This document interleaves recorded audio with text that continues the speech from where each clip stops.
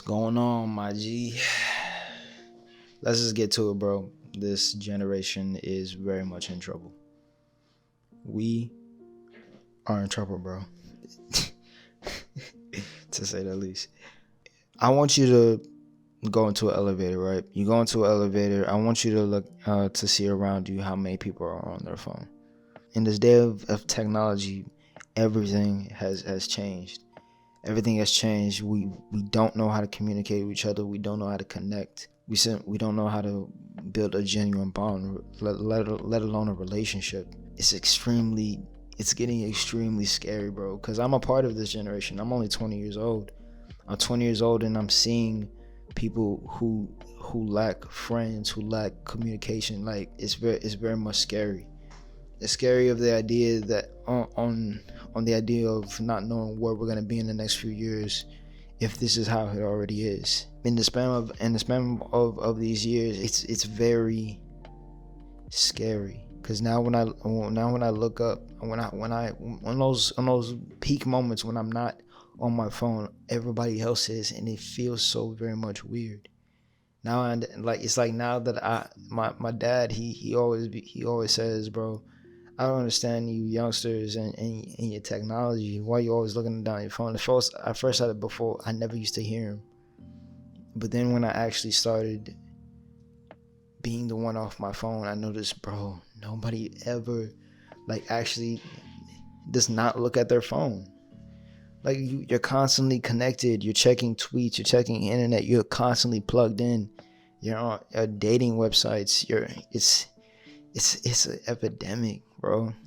We already did an epidemic. So like, if anything, this should have really brought us closer. You would really think after a majority of the world not having human contact for almost 3 years, you would think that it would bring us closer. No, it brought us further apart, bro.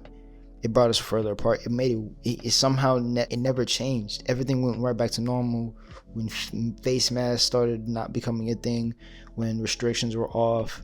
Nothing changed within our society, and like being that we have to value each other. We have to value each other's company, build more conversations, build more friendships. We learned absolutely nothing. And bro, for us Gen Zs, bro, we are the most doomed, bro. Like it's sad because let's just be honest, we are the most our generation, we suck. Like, to bring it like it, we as a generation, the Gen Z generation, that's what you want to call it, we absolutely suck. You know, it's a constant. That's the thing. A lot of my friends who I know personally do not even have never even had a genuine relationship. You know, I thank God that I have a relationship, and I don't squander it, because I've had relationships in the past and they've all ended poorly. And with my relationship right now, I'm very much blessed because I have somebody who's on the same level with me. They don't play no games.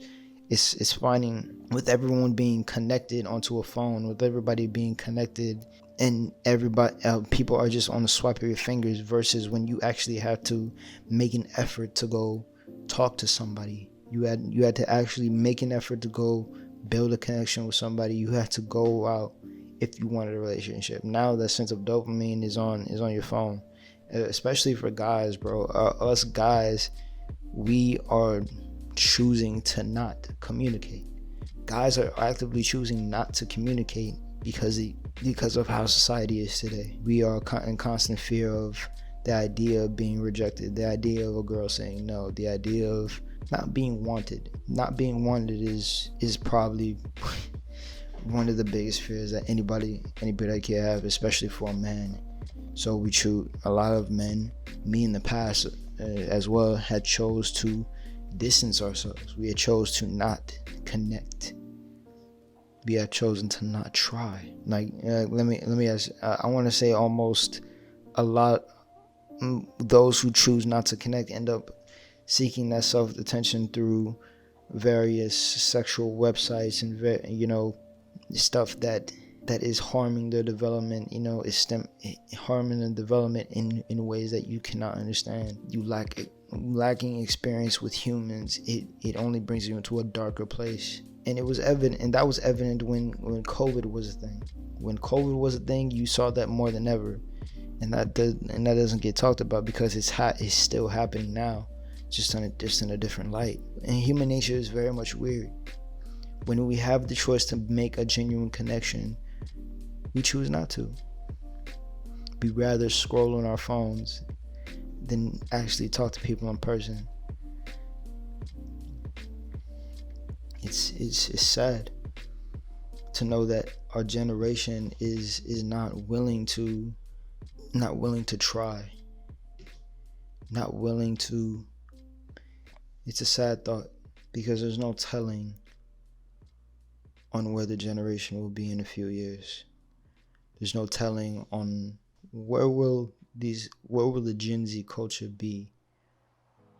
It's a giant question on where the Gen Z culture will be when it comes to 10 or 25 years from now. What will the next generation be? What will the generation now teach the generation next? I don't know what that world is going to be like, and it's a scary thought. It's a scary thought because there's people out here who in this generation, the Gen Z generation, does not know who they are. Forget knowing what they want to be. They don't even know who they are. They have no idea. With everything in society, the broad spectrum on depression, the broad spectrum on knowing your self-worth, not knowing what to do with your life at a young age, you start to develop the sense of your self-worth with the men and women. There's people out here who do have no idea who they are as people, and it's a scary thought to know what they'll be like when they're parents, even if let's say any of them have kids, bro. They're not gonna know what to do because then their souls are mentally broken. They're mentally broken to the point where they don't know who they are as people. I do fear for the future. I'm hopeful, but I'm more scared than ever because we gotta figure something out, bro. We like the rate that everything is going. People can't go out like this. What is the next generation gonna be taught when we're over? That's one of the biggest questions of them all.